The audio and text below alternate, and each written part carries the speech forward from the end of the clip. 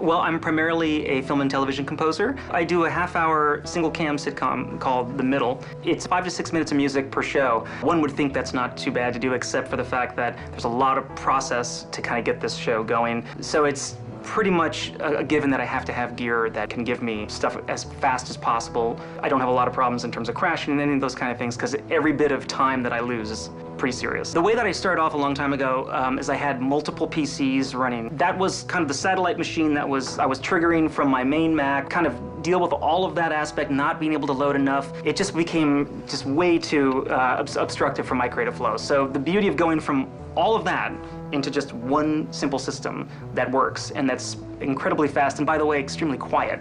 It's really been a huge leap for me. With this HyperX SSDs, incredible speed. So the speed factor has made my life so much better because the loading of my whole gigantic VE Pro palette was like that. Using the HyperX Beast memory, which I have 32 gigs of, plus the HyperX SSDs, I'm literally up in seconds. Sometimes I'm still looking at it going, I can't believe that it just popped up that quickly, because I'm so not used to it. I can't imagine a better mix of two things to make this thing just burn and scream.